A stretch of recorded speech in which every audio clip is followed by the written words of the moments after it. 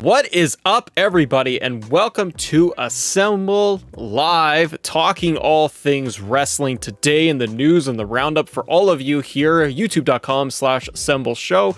We are live. Thank you all of us who are joining us live here on the YouTube for joining us in today's conversation, where we are going to be talking to the latest in WWE. We're going to be talking a little bit of Ring of Honor, which comes with the recent releases of basically everybody, as ROH is going to go through a full revamp and releasing a little bit later. But we're going to talk a little bit more about this Becky Charlotte situation, Charlotte Flair's current status, contract status, and everything coming out of the latest news, and a little bit of Mr. Bray Wyatt, as his contract with WWE is up and he is free to go wherever he wants. So if you guys are new to the show, thank you so much for being here. If you can, do me a favor and head over to youtube.com/assemble show and subscribe to the channel and give it a thumbs up if you're enjoying the content. We are planning to bring you daily news coverage, whether it is WWE or AEW.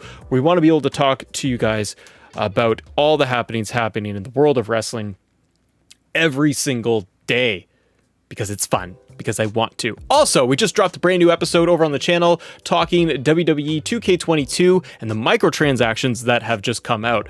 Without further ado, let's get into it, shall we? Let's talk about the news. The latest is coming out here from Wrestle Talk, talking reasons for heat between Charlotte Flair and, quote, many WWE women. This is going to be the first article that we're going to talk about coming from Wrestle Talk regarding Charlotte Flair's status, because it's getting interesting here with what's going on. If you guys are not familiar or you missed it, you probably didn't, but Charlotte actually had that segment with Becky Lynch, Sasha, and it didn't go over so hot. The conversation backstage is that Charlotte's difficult to work with and that she's kind of putting herself over, and it's causing a few little problems. So from Wrestle Talk, they say, one of the reasons there has been long-time heat between Charlotte and other members of the WWE women's roster has been explained. Things hit a boiling point last week when Flair was accused of going off script during the title exchange segment, which led to her and Becky getting into a big argument backstage in front of Vince McMahon, and security had escorted Flair out of the building. Dave Meltzer from the Wrestling Observer says, as per Dave Meltzer in the Wrestling Observer, things between Flair and many of the other women stem from other issues, such as the way she wrestles during matches. The belief is that Charlotte Flair wants to be a heel and is a heel right now, but still does babyface moves during matches, such as a big moonsault to the outside. I get that. Charlotte does not change her moveset at all. Whether she's heel or face, she's just doing her thing. But do a lot of wrestlers nowadays, in WWE specifically, change their movesets all that much? I mean, WWE is pretty, they don't really do very much to heal people up, other than sneaky finishes, but they don't really change their movesets that much, really. They still go for all the same stuff. I don't see Seth Rollins changing his moveset very often, right? A heel doing spectacular moves like that traditionally make it harder for a babyface to get over in the match, because it should be a babyface doing stuff to wow the fans, such as women's having taken issues with Flair doing that. It's also been noted that there's belief that Rhea Ripley should have been elevated more than she was in recent Raw Women's Championship feud with Flair, instead of it being relegated to the tag division coming out of it. But it really is that it's ultimately Vince McMahon's decision, not Flair's. Flair is set to appear on tonight's episode of SmackDown, so this is just a few days ago. It's actually scheduled to face Lynch in a Champion vs. Champion Survivor Series match next month. So what do you guys think? The conversation around that women in WWE locker room apparently are not happy with the way Charlotte Flair kind of does business and how it's really done.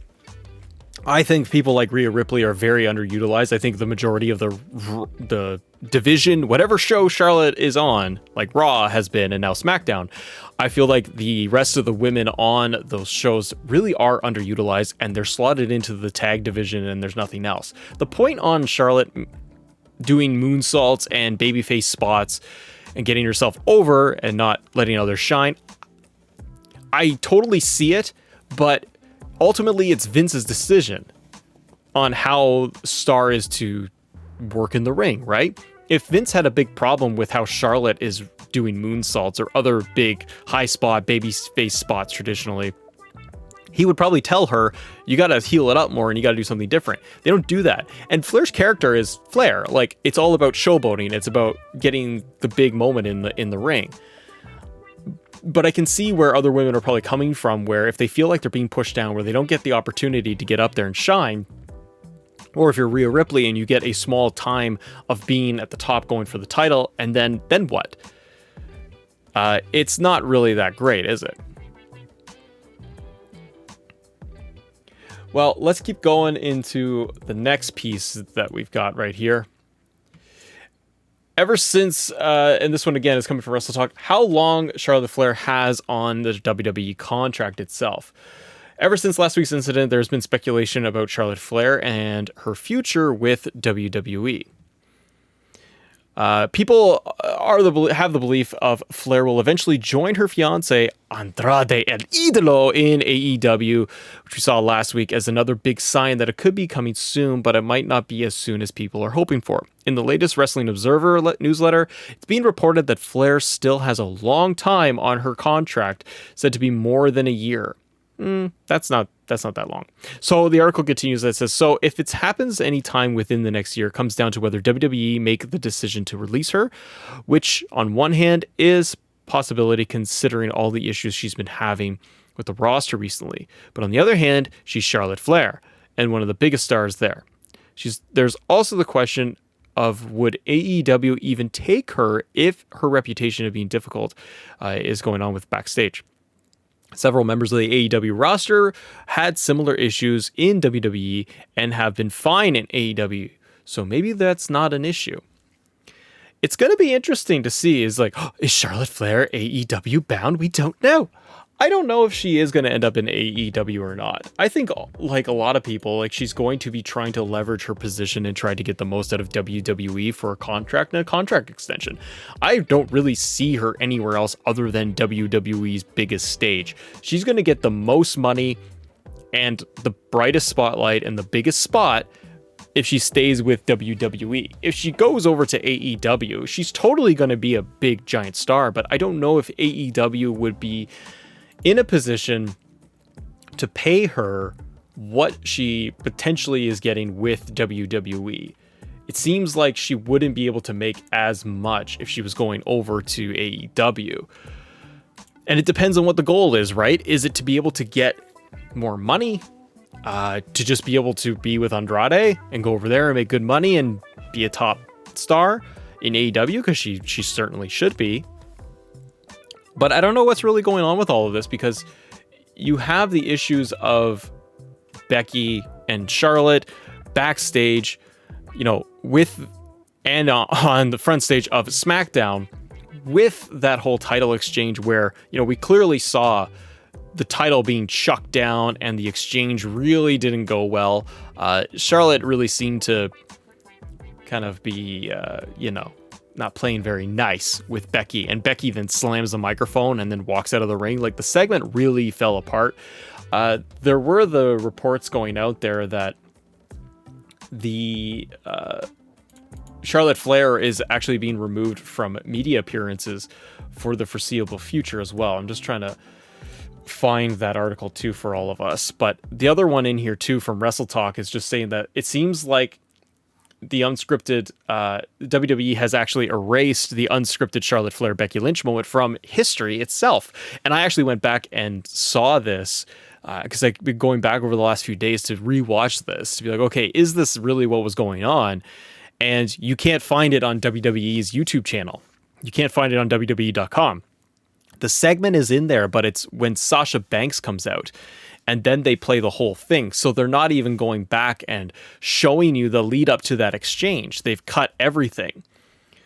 And so if WWE, according to Wrestle Talk, has removed this whole segment, it tells you that they feel that there is a big issue with this, and probably just a big issue with how that all kind of appears. The article says that it seems like the WWE isn't happy with what went down on last week's episode between Charlotte Flair and Becky Lynch during their title exchange, which, by the way, was just I don't know about you guys. I hated the whole thing because I'm like, really? You just go out with a whimper of this lame title exchange? Even if you did a title exchange, you could have done it with a little bit more creativity. As you probably read about 64,285 times by now, that's funny, Flair went off script and dropped one of the belts on the ground instead of handing it to Lynch like you're supposed to. And WWE edited the unscripted moments of the replay of the show that aired following night, but that's not the end of it. This essentially means that, according to Dave Meltzer on the newsletter, WWE will be doing the same in every replay of the segment that airs and streams forever. Well, I wonder where Meltzer's getting that from. We'll see. That's not really confirmed. This essentially means that WWE is going to try and erase the unscripted moment from its history. Charlotte Flair was pulled from media interviews this week off the back of the controversy, and Meltzer also reported one of the reasons why there is heat between her and many of the women of WWE's roster. You can read it in the link below that they cite, and this is all coming from Wrestle Talk. So Flair has been pulled, according to Meltzer, according to these articles, Flair has been pulled from media appearances for the last week due to her shenanigans with dropping the title. What do you guys think? Do you think that this is a big deal? Do you think all of this is true? And they're trying to let the heat die down a little bit. If you're WWE, you could just lean into this a little bit more. I mean, it's publicity. It's not the image they want to portray, but Charlotte is a heel. So why wouldn't you want to just like lean into this maybe a little bit harder? It'll be interesting to see what they do with Flair on SmackDown. When we watched Raw this past week, it didn't seem like Becky was addressing it at all. It seems like on Raw, they're just totally going to move over. And it does feel a little bit like there is, more opportunity on Raw under Becky Lynch. She's a good tweener right now. She's trying to play up a little bit of a heel. She's moving Bianca up a little bit more. And that is going to be the main feud going forward. But I'd be interested to see what other women get opportunities on Raw. I'm more interested, probably like you, to see what the heck happens on SmackDown when Charlotte Flair appears. She's the champion, and what her attitude and behavior is. The whole title scene and that moment on SmackDown where she was just supposed to hand the title over to Becky, and as Becky leaned in to grab it, she pulled it back and then just kind of chucked it to the side on the ground, basically signaling her to pick it up, for Becky to pick it up. Becky just stood back, and like you could see it all over their face and their expressions and everything that they weren't having it. And then even when Sasha came out, it just all felt very awkward and like it wasn't supposed to be that way. So I am very curious to see what they do with this and how this will all shake out. But let me know what you guys think. What do you think is going on with this entire scene right now when it comes to Becky Lynch, when it comes to Charlotte Flair? And do you think that Charlotte would end up going to AEW in the near future? I'm not too sure. Like I was saying earlier, I think that there is a possibility that she goes, but if her contract isn't due for another year, I don't know if AEW is going to want to fork out the money to get her. It's a huge star in your division. I just don't know if she fits. You know what I mean? AEW has a vibe to it. It has a certain appeal and a certain aesthetic. And I don't know if Charlotte really fits into that. Now, maybe she wants to completely change her character and she's bored of it. And frankly, I think a lot of the fans are bored of how she is utilized on screen. And things like they mentioned in the articles about like maybe her move set and changing that up. But if you're Charlotte, you can just turn around and just probably suggest that you want to change your move set and do something different. I don't think it necessarily means that, you got to redo everything. I think that she probably wants to be able to do more creatively. But I wonder what it will mean for the rest of the roster, because we want to be able to see more from the women's division and see more for what they can do. And I said this on a previous episode we did just a few days ago regarding the issues surrounding kind of the women's divisions on WWE programming as a whole. This is one of the big problems I have right now, is that they're not being utilized like at all. If you're not at the top of the card, if you are not the main player up there, if you're not Becky, Bianca, Charlotte, Sasha, you're not getting the TV time. You're getting 3-minute matches. You just had a Queen's Crown tournament, and like it's just kind of a joke, unfortunately. You get Zelina Vega in there with Dewdrop, and Vega is now got the accent and she's all crowned up and all this stuff, and that's fine, but what are you doing with that? There is no story past that. Zelina Vega just wins, and now she just walks around saying she's the queen and the queen of the ring and all of this. It's just to gimmick her with, like, to put the cape on and the crown. There's no storyline that's being advanced, at least not yet. It's also the timing of everything too with WWE and how they do these storylines. You have Crown Jewel. You had the draft, you have Crown Jewel, now you have Survivor Series. You have like these three things going on in WWE, these three big like pay-per-views and events and moments all smashed together. To me, you should have like Survivor Series as almost the end cap before you go into the draft. Why would you not do the WWE draft right after Survivor Series? You load it up on Monday. You come right out of that. You see the feuds that end. You could have these big champion versus champion moments. You could even tease stuff where you have Becky versus Charlotte at Survivor Series like they might do, or Team Charlotte versus Team Becky. You could have done that on their current brands like SmackDown and Raw, but you have this clunky in between stuff. And again, you're going to have, let's talk about Survivor Series for a minute and the women's divisions in there, because you're going to have Survivor Series and you're presumably going to have Becky on one side with her team and Charlotte on the other with her team. Number one, who the heck do you think is going to go on Charlotte's team? Because I don't know, man.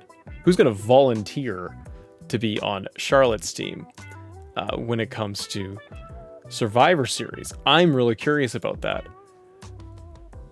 But the other thing is, like, you don't have the depth. Like, you have the depth on the roster. You do. But you don't have anybody built up at all.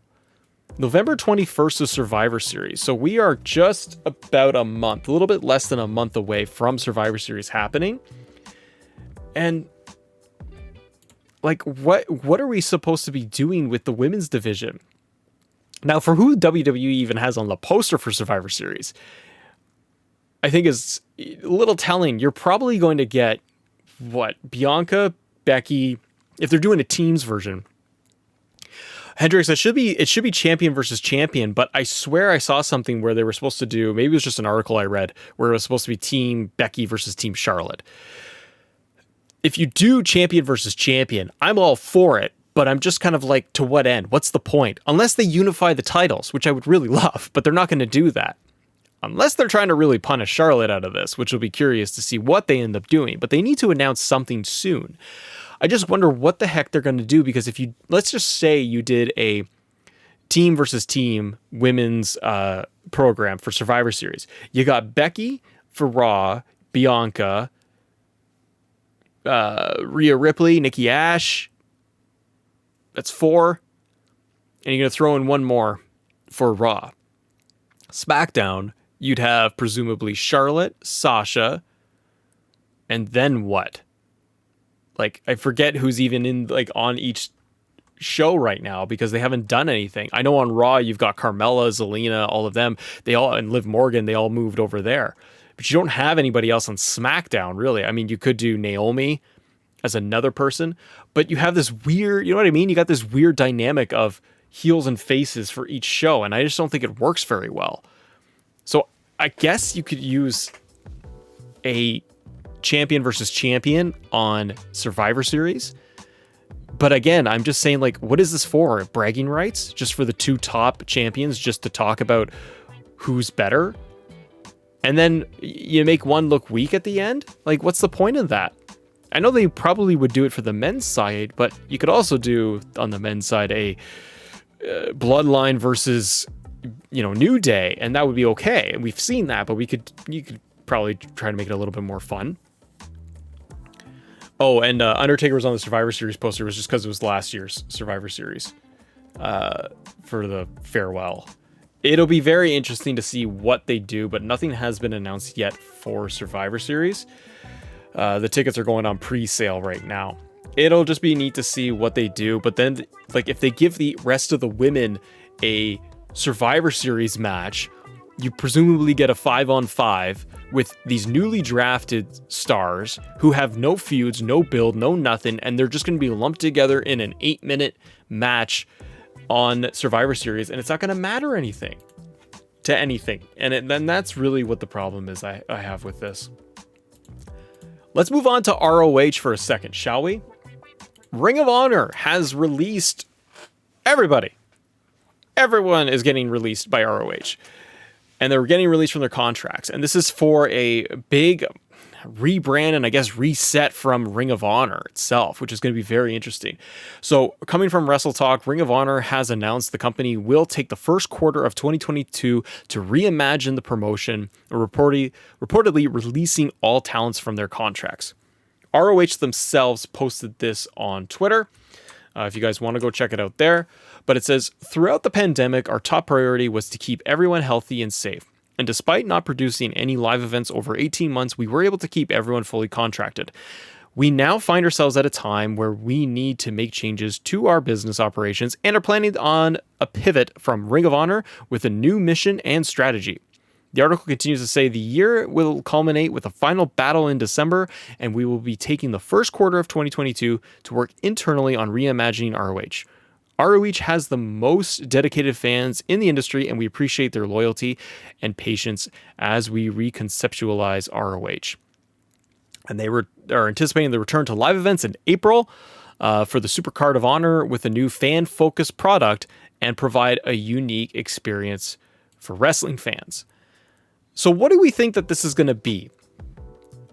Kudos for Ring of Honor for maintaining contracts. A lot of stars were going online to praise Ring of Honor, saying they were getting paid even when they weren't getting TV time, but they were still fulfilling their obligations, their contractual obligations. Ring of Honor was, which is really, really great on their end. They're going through a full redesign. What do you all think this will mean for Ring of Honor? I hope it means just a bigger presence. They need to do something. Ring of Honor is fantastic, and so many amazing talents have come out of ROH for the last decade or more, right? I think that they do need this, and they need to shake it up to be a little bit more competitive. If Sinclair Broadcasting is serious about putting on a better product, a better wrestling product, then they should rebrand. If they're being allowed the time to reset, rebrand, retool, reimagine what ROH will be, I am very curious to see what it'll be. It's more of a fan-focused product, and it's going to be reimagined. I wonder really what that will mean for their TV product. How is it going to be much more fan-focused?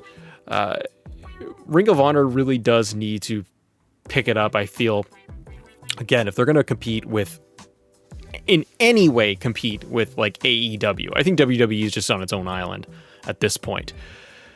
And I don't know how much of the market share ROH can actually take out of it, but again, if they can go back and reimagine how they're going to run their product, I am curious to see what they will do. I wonder if we would see any partnerships down the road with the likes of AEW, like AEW has done with Impact over the last couple of years. But we'll see. It'll be interesting to see what the heck they're going to do. The last piece of news I want to talk to all of you about is Bray Wyatt. Now, Mr. Rotunda himself is not very active on the Twitter, is he? But Matt Hardy is teasing reuniting with Bray Wyatt, ? This article comes from Liam Winnard over at Wrestle Talk, and the article reads like this. Matt Hardy has ramped up speculation about what the future holds for Bray Wyatt and his WWE non-compete clause coming to an end. Hardy and Wyatt were the Raw Tag Team Champions together in WWE as the Deleter of Worlds in 2018. Taken on Instagram, Matt Hardy posted several images of himself and Wyatt with the captions, #TBT 2018, it's almost time to delete the dastardly no compete. Is he suggesting a possible reunion, just having some fun, and hoping to cause some excitement amongst fans, or simply promoting a friend's name now that he's free to work again? Only time will tell of what will happen. Matt Hardy playing into it a little bit, which is always fun. I'm excited to see what the heck Bray Wyatt will do. If he's going to go anywhere,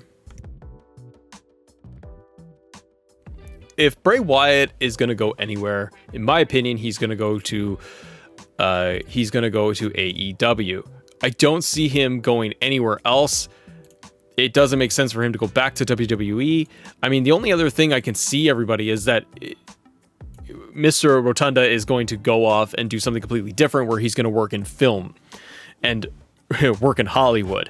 But if he's posting like he did the other day that his contract is up, his no-compete is up, you know, you got the deleter of worlds and they are posting, and Mr. Delete himself, Mr. Matt Hardy, is Big Money Matt, is actually posting that. They know that his non-compete is up. A lot of them are going to talk, right? And they may not, it's not like Bray Wyatt is necessarily going to turn around to Matt Hardy and say, yeah, I'm coming over to AEW, man. It's going to be great, man. It doesn't necessarily mean that, but their friends are going to want to back each other up no matter what they're doing.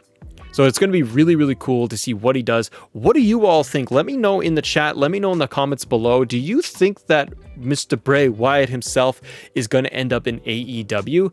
I think it's the only move that would make sense. I don't see him in Impact. I think he's way too big for that. And I think Impact has a lot of big players right now. I don't see him in New Japan because I think he would want to be able to have a little bit more creative freedom. And I think that AEW and Tony Khan would allow that type of creative freedom. And maybe not necessarily means that he's always on TV, right? With Bray Wyatt's ability to storytell and to be very, very creative, it might be just something that Tony Khan wants to take advantage of with his brain and just his thinking and put him in a producer role or put him into a different role in the company to be able to leverage him, because he's a great mind to be able to have around. Bray Wyatt is a top talent. I think that having him in AEW is another move that they should be striving to make. And even if they are going to sign him, the only other thing I would say, everybody, is that I don't want to see Bray Wyatt just show up on TV next week on Dynamite. I think you need some breathing room. I think with AEW, we've had big moments of and shocking moments. I mean, we've had Malachi Black, we've had Bryan Danielson, we've had Adam Cole, we've had CM Punk.